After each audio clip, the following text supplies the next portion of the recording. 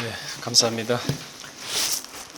오늘 본문 말씀은 두 군데가 되겠습니다. 시편 25편 8절에서 14절과 이사야 48편 22절 두 군데가 되겠습니다. 시편 25편 8절에서 14절, 이사야 48장 22절 제가 바로 봉독하겠습니다. 여호와는 선하시고 정직하시니 그러므로 그 도로 죄인을 교훈하시리로다. 온유한 자로 공의로 지도하시며 온유한 자에게 그 도를 가르치시로다. 여호와의 모든 길은 그 언약과 증거를 지키는 자에게 인자와 진리로다. 여호와여, 나의 죄악이 중대하오니 주의 이름을 인하여 사하소서. 여호와를 경외하는 자 누구뇨? 그 택할 길을 저희에게 가르치시로다. 저의 영혼은 평안히 거하고 그 자손은 땅을 상속하리로다. 여호와의 친밀함이 경외하는 자에게 있으며 그 언약을 저에게 보이시리로다. 이사야 48장 22절입니다. 여호와께서 말씀하시되 악인에게는 평강이 없다 하셨느니라. 이는 하나님의 말씀이니라. 아멘. 오늘 제목은요, 하나님을 속이고 정직하지 못한 자의 최후. 하나님을 속이고 정직하지 못한 자의 최후라는 제목으로 이 시간에 말씀을 상고하도록 하겠습니다. 시편 90편 10절에 보시게 되면요, 연수가 70이요 강건하면 80이다 라고 그랬습니다. 그런데 그 80도 자랑할 수 있는 게 수고와 슬픔뿐이다. 그리고 80이 인생이 긴 것 같지만은 잠깐 눈 깜짝할 새에 날아가는 짧은 시간이다 라고 고백을 하고 있습니다. 맞습니다. 그 인생 80, 하나님 앞에 올바로 살아가지 못한다면 그 말로는 어떻겠습니까? 하나님의 말씀은 분명히 살아있다고 했습니다.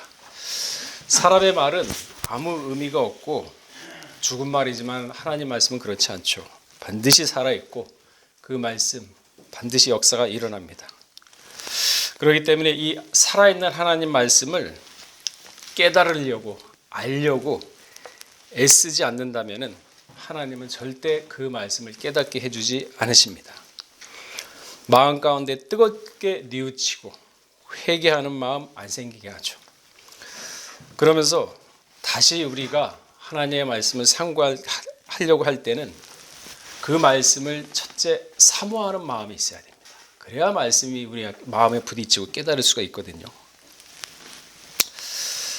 지금까지 우리가 신앙생활을 하면서 이 살아있는 말씀을 우리 마음 가운데 모시면서 제대로 살았는가, 정직하게 살았는가, 양심대로 살았는가, 자신을 속이지 않고 살아왔는가 한번 돌아봐야 될 때가 아닌가 생각을 해봅니다.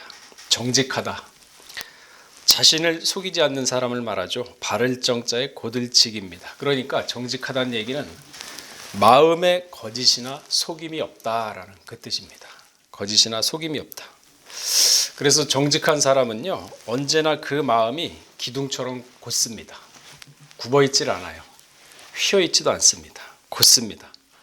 바람에 날리는 갈대와 같이 흔들리지도 않아요. 정직한 자는요, 사람의 눈치를 보면서 사람의 비율을 맞추고 그래서 그로 인해서 자신의 이익을 추구하는 일을 절대 하지 않습니다. 왜? 오직 하나님만을 두렵게 믿고 의지하고 살아가기 때문이죠. 잠언서 29장 25절로 한번 읽어보시기 바랍니다.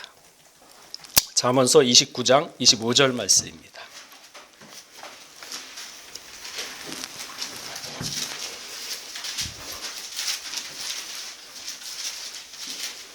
성경 말씀 이렇게 한 구절 한 구절 음미하다 보면은 참 인생의 지혜도 배울 수 있지만 영적 지혜, 그리고 하나님이란 존재가 어떠한 분이신가라는 것을 알 수가 있는 거죠. 자, 29장 20절 읽어보겠습니다. 시작. 사람을 두려워하면 물론에 걸리게 되니까 여호와를 의지하는 자는 장사하리라. 정직한 자는 사람 두려워하지 않습니다. 그렇다고 아나무인격으로 하라는 얘기는 아니거든요. 오늘 본문 말씀에 시편 25편에도 보면 온유하라 그랬어요. 온유한 자는 공의로 지도한다 그랬어요. 아나무인격으로 하라는 얘기가 아니라 온유하되 정직한 마음을 가지고 있으면 사람 눈치를 안 봅니다. 왜?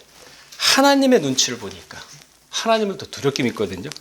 그러니까 여호와를 의지하는 자는 안전하리라. 이 말씀 믿지 못하니까 전부 다 자신의 생각과 사람의 눈치를 보면서 자신의 신념도 흔들리고 그리고 옳고 그름도 팽개치는, 그러므로 자신은 하여간 신앙을 저버리게 되는 그러한 삶을 살고 있지 않습니까? 정직하지 못하고 사람을 하나님보다 더 두려워하니까 그런 상황에 처하게 되는 거죠. 그게 바로 자신을 속이는 거예요. 자신을 속이는데 남을 안 속이겠습니까? 어불성설이죠. 믿는다 하면서 자신을 속이고 남을 속이는 자, 믿지 않는 이방인보다 더 악하다고 사도 바울은 얘기를 하고 있습니다. 사람의 행위가 사람의 눈으로 봤을 때 참 선해 보여요. 야, 참 법 없어도 살 사람이다. 참 저 사람은 선해, 행동이 올바로. 근데 하나님은 중심을 보시죠. 그 선한 행동 속에 그 사람의 마음이, 동기가 악하면 하나님은 그 악한 동기로 심판을 하시죠. 그래서 우리가 하나님을 더럽게 믿자는 거죠. 하나님은 만홀히 여기는 분이 아니십니다. 만홀. 그러니까 만홀이 뭡니까? 그냥 생각나는 대로, 그냥 아무 생각 없이 말 나오는 대로 그냥 기분에 따라 대충 행동하고 말하는 걸 만홀이라 그러죠. 그러니까 우리가 너무 쉽게 기분 좋을 때 하나님 하면서 막 자꾸 뭐 다 할 것처럼 하더니만 막상 또 기분이 안 좋고 다운이 됐을 때는 또 안 그러지 않습니까? 이게 만홀이거든요. 그래서 사람은 일관성이 있어야 돼요. 그러기 위해서는 정직한 마음을 잃으면 안 돼요. 예레미야 17장 9절에 보게 되면요, 만물보다 거짓되고 심히 부패한 것은 마음이라.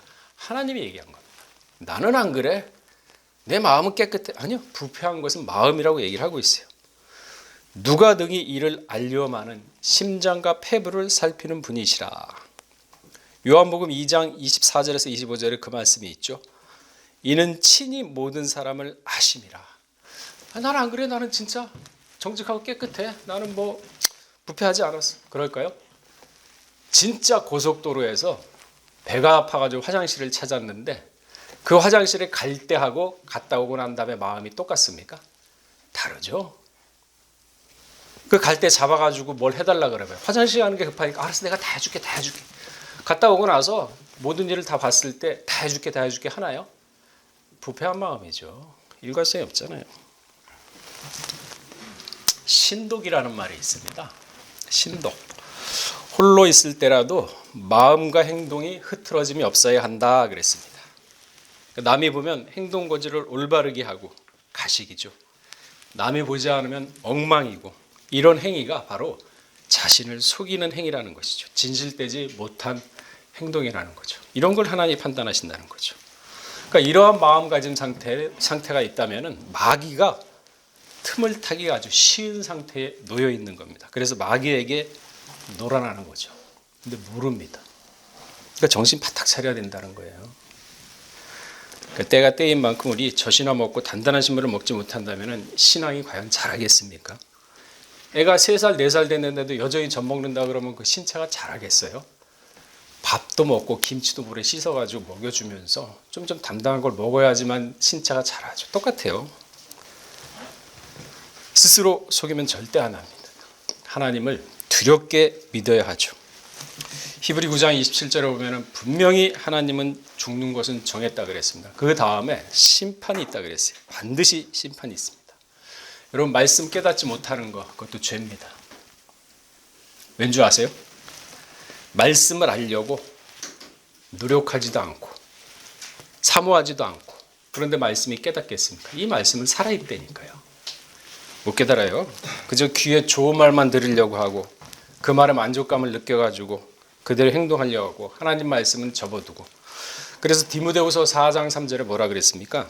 때가 이르니 사람이 바른 교훈을 받지 않으며 기가 가려워서 자기 사욕을 쫓는, 그러니까 자기 사욕을 쫓는 거예요. 하나님 말씀 안 됐습니다. 그러니까 사람 말 듣고 그게 좋으면은 마음에 들면은 그거 쫓아가요. 근데 그게 교회에서 나온 말이라 해가지고 또 그게 교회라고 또 합리화시키죠. 말씀이라고. 그러니까 스스로 속이는 거예요. 마가복음 4장 12절에 그 말씀이 있죠. 저희로 보기는 보아도 알지 못하며 듣기는 들어도 깨닫지 못하며 돌이켜 죄사함을 얻지 못하게 하며. 정직하지 못하면요 마귀한테 놀아난다니까요. 사람 눈치를 보니까 사람이 역사를 해가지고 그 마음을 흐트러 놓죠. 그러니까 깨닫지 못하게 하는 거죠. 하나님의 말씀은 정직하기 때문에 그 마음이 정직하지 못하면요 말씀을 100번이 아니라 1000번을 들어도 절대 깨닫지 못합니다. 시편 33편 4절에 보면요, 여호와의 말씀은 정직하며 그랬습니다. 그러니까 마음이 정직하지 못하는데 정직한 말씀이 어떻게 들어와서 깨닫겠습니까? 그냥 다 튕겨나고 이해도 못하고 감화감동이 없는 거죠. 노아는요, 하나님의 눈앞에서 은혜를 찾았다고 했어요. 사람의 눈이 아닙니다.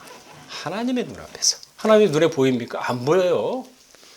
그런데도 마치 하나님이 보이는 것처럼 믿고 그 눈 앞에서 내가 생활을 한다 하면서 내 심령과 골수를 하나님이 쪼개보신다 해가지고 신독했죠. 혼자 있을 때도 절대 마음을 흐트러짐이 없이 신독을 했죠.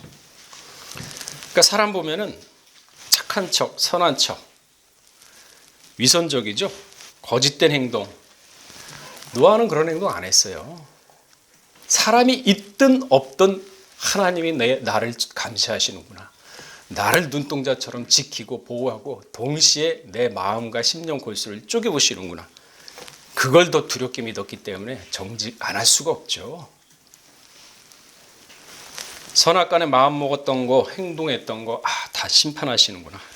이렇게 두렵게 믿었기 때문에 하나님이 그 중심을 보시고 홍수 심판에서 구원할 수 있는 방주를 알려줬죠. 아무한테나 구원할 수 있는 방주를 알려주겠습니까?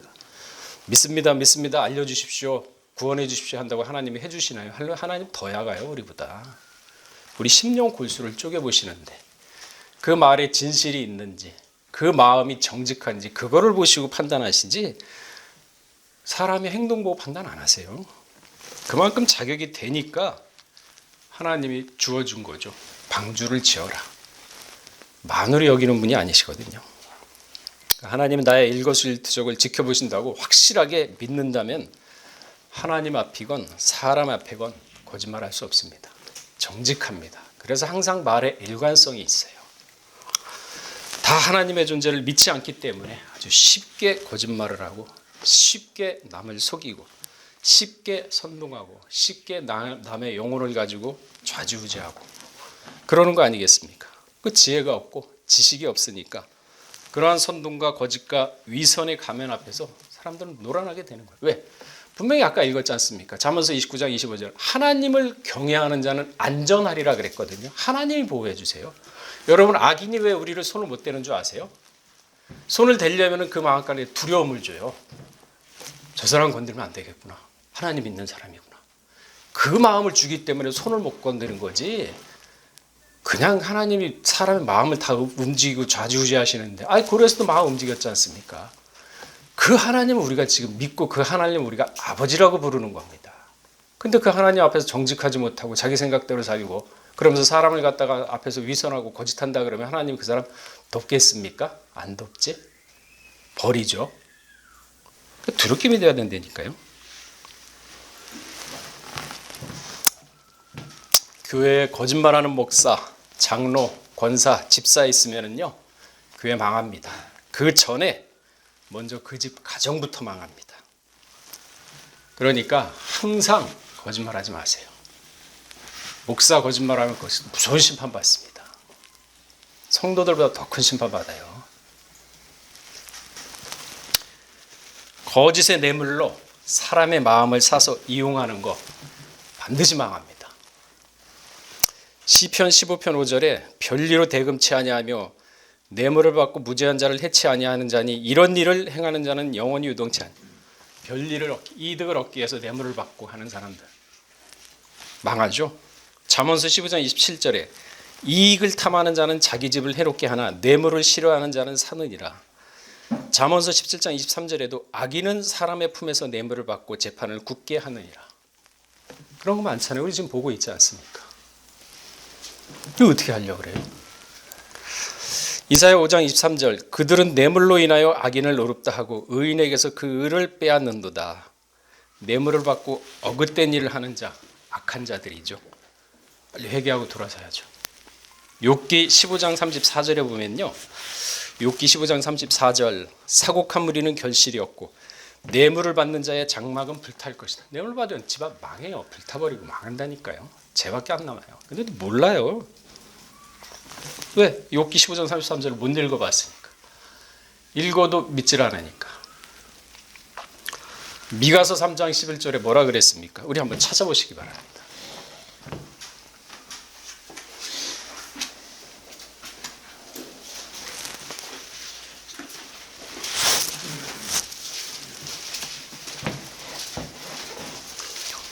미가서 3장 11절입니다. 시작.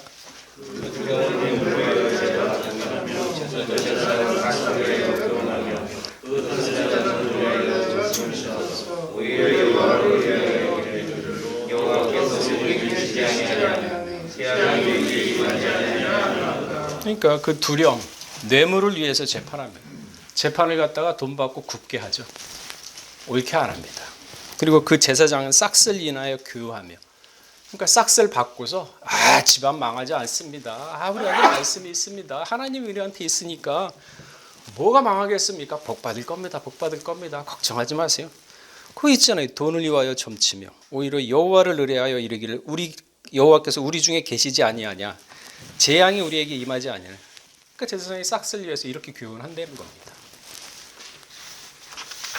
안 망하겠습니까? 하나님을 속이고 정직하지 못한 자의 최후 누가 있습니까? 성경에 많죠. 그 중에 오늘 잠깐 살펴볼 게 엘리사의 몸중 게하시가 있습니다. 나아만 장군과 엘리사 선지자를 속이고 물품을 받았죠. 올바른 물품이 아닙니다. 열왕기하 5장 14절 이하에 보게 되면요, 나아만 장군이 요단강에 7번 들어갔다 나와서 문둥병이 낫게 되자 너무 고마워가지고 엘리사에게 보답을 하라고 다시 돌아왔습니다. 근데 엘리사는 끝까지 거절을 했습니다. 아니다, 난 받을 게 아니다. 그러니까 나아만 장군은 오히려 천상천하에 오직 하나님만이 신이구나 하면서 고백을 하죠. 신앙 고백을 하죠. 그 말씀이 열왕기하 5장 15절에 있죠. 그러면서 나아만 장군 엘리사한테 뭐라 그랬냐면, 내가 이제 남은 인생을 오직 하나님만 경배하고 살겠다라고 고백을 합니다. 근데 한 가지 나아만 장군이 마음에 걸렸어요. 왜? 자신의 나라에서는 림몬신을 섬기거든요. 하나님이 아니라. 림몬신을 섬기는데 이 림몬신을 갖다가 섬기기 위해서 제사나 이런 모든 걸 왕을 위해서 준비를 해주는 사람이 나아만 장군이에요. 그런데 이 나아만 장군이 참 진솔합니다. 참 솔직해요. 뭐라고 얘기하냐면은, 내가 우리나라 돌아가서 림몬신에게 제사를 드릴 때 내 마음은 여호와를 공경하고 여호와를 경배하지만 내 상황이 림몬신을 모실 수밖에 없는 상황이다. 그러면은 하나님이 내가 림몬신을 모실 때 내 마음을 보시고 이 행운을 용서를 해주시겠느냐 하는 말씀이 왕하 5장 15절에서 19절에 나옵니다.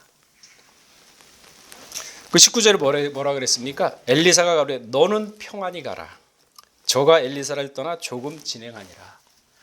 그러니까 진솔하죠. 하나님을 절대적으로 체험을 한 사람 아닙니까? 문둥병이 났으니까. 그러니까 내가 마음에 양심이 찔려가지고 하나님을 더 믿고 하나님을 더 따라야 되는데 림몬신을 갖다 따르는 것에 대해서 하나님이 나를 갖다가 꾸짖고 혼내면은 두렵다. 그러니까 내가 이렇게 림몬신을 섬길 수밖에 없는데 하나님 나를 용서해 주시겠느냐. 그러니까 19절에 그래, 엘리사가 그래. 너는 평안히 가라. 너 중심 보신다. 하나님이. 걱정하지 마라. 평안히 가라. 떠나 조금 진행하니라. 한 영혼이 천하보다 귀한데 나아만 장군 구원한 거 아닙니까? 근데 여기에 나아만 장군과 엘리사를 속이고 게하시가 눈이 멀었습니다. 돈에, 물품에. 그래서 은 한 달, 그러니까 나아만 장군을 쫓아가요. 그 나만까지 내려가지고 좋은 소식이냐? 그러니까 좋은 소식입니다.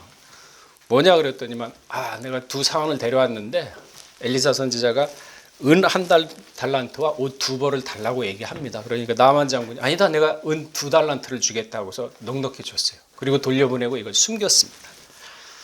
근데 엘리사 하나님의 선지자는 그걸 봤죠. 그래서 열왕기하 5장 24, 27절을 보게 되면요, 뭐라고 얘기하고 있습니까? 24절을 보면은 언덕에 이르러 게하시가 그 물건을 두 사람의 손에서 취하여 집에 감추고, 몰래 감췄죠. 저희를 보내어 가게 한 후 들어가서 그 주인 앞에 서니 엘리사가 이르되 게하시야 내가 어디서 오느냐 대답하되 종이 아무데도 가지 아니하였나이다. 뭐라 그랬습니까? 26절에 그 사람이 수레에서 내려 너를 맞이할 때 내 심령이 감각되었다. 내 심령이 부딪혔다. 그 상황을 내가 다 봤다 이거거든요. 그 자리에 앉아가지고. 그 엘리사를 속인 거 아닙니까? 이 기회가 있었죠. 어디 갔다 왔냐? 죄송합니다. 제가 이렇게 물품에 욕심이 생겨서 이렇게 했습니다 해야 되는데 아무 데도 안 갔습니다. 그러니까 27절에 나만의 문둥병이 내게 들어가 내 자신에게 영원히 미치라. 게하시에서 끝나는 게 아니야. 게하시 후손까지 문둥병이 다 들어갔지 않습니까? 문둥병 민수기 5장 2절에 보면요. 진 밖으로 쫓아낼 정도의 무서운 병입니다. 나만 장군의 문둥병이 없어졌습니까? 그대로 남아있는 걸 게하시가 그냥 가져가 버렸지 않습니까? 은 한 달란트, 옷 2벌이 자신의 문둥병, 자기 후손들의 문둥병 걸리는 것보다 더 중합니까? 왜 뇌물을 받고 왜 그러시나요? 나만 장군에게 일이 안 풀리고 살림이 어렵다. 왜 그런 줄 아세요? 속이고 거짓말하기 때문에 안 풀립니다. 진술해야 돼요. 인간의 생사화복을 주장하시는 하나님이십니다. 그렇다면 내 인생의 종착역과 내가 갈 길을 다 아시는 하나님이신데 그렇다면 우리는 범사의 주를 인정해야죠. 그러면 우리 길을 지도를 받는다고 잠언서 3장 6절에 분명히 말씀을 하고 있습니다. 뇌물을 받고 불의한 물건을 받는다면 그게 바로 악인이죠. 잠언서 21장 4절에 그 말씀이 있죠. 눈이 높은 것과 마음이 교만한 것과 악인의 형통한 것은 다 죄니 악인이 형통한 거 죄래요. 게하시 형통했지 않습니까? 돈 받았어요. 얼마나 기분 좋겠어요. 한 달란트 달라 그랬는데 은 2달란트나 주고 죄랍니다. 아나니아 삽비라 역시 하나님을 속였죠. 그 두 부부가 그 자리에서 죽었습니다. 그러니까 하나님을 속이는 자 반드시 그 최후가 그 말로가 평치 않습니다. 그러면 그 영혼은 그 나라 가서 어떻게 하겠습니까? 천국 가겠습니까? 고린도서 13장 5절 읽고서 말씀을 마치도록 하겠습니다. 그러니까 지금까지 해왔던 거짓말 행동이 있다면 학개서 1장 5절에 보면 내 소위를 생각하라 그랬지 않습니까? 곰곰이 생각하세요. 그래야 잘못된 거 있다 그러면 회개하면 됩니다. 바로 잡으면 돼요. 그리고 다윗처럼 2번 다시 그러한 죄를 저지르지 않으면 됩니다. 반복되는 죄를 저지르면 안 하면 되는 거죠. 자, 고린도서 13장 5절 읽어보겠습니다. 시작.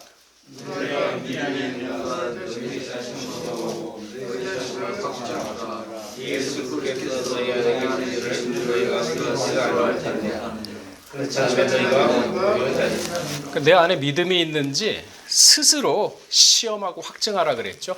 누구한테 얘기를 들으라 그랬습니까? 아, 내가 믿음이 있는 사람인가? 자기 양심은 알아요. 스스로 시험을 하고 확증하라. 예수 그리스도께서 너희 안에 계신 줄을 너희가 스스로 알지 못하느냐 말씀이죠. 예수 그리스도 은혜고 그렇지 않으면 너희가 어려운 자리라. 자, 우리 남성교회 본부 임원 여러분은 이 말씀처럼 내가 과연 하나님을 속이지 않고 노아처럼 하나님 눈앞에서 은혜를 찾고 있는지 내 자신을 스스로 시험해보고 확증하고 믿음이 있나 없나 여부를 파악을 해서 없다 그러면 믿음을 달라고 요청하라. 믿음이 없는데 믿는 척 굉장히 가식입니다. 외식입니다. 그 무서운 심판 받습니다. 차라리 내 모습 이대로 저 못 믿겠습니다. 믿음이 없습니다. 믿음 허락하여 주시옵소서. 그럼 뱀을 주겠습니까? 돌을 주겠습니까? 하나님 앞에 진술하시면 됩니다. 자, 오늘 하루도 하나님 앞에 눈앞에서 산다는 그러한 믿음과 확신을 가지고 사시면서 승리한 하루가 되실 주의 이름을 축원하겠습니다. 다 같이 기도하겠습니다. 하나님을 속인 자 반드시 그 말로가 비참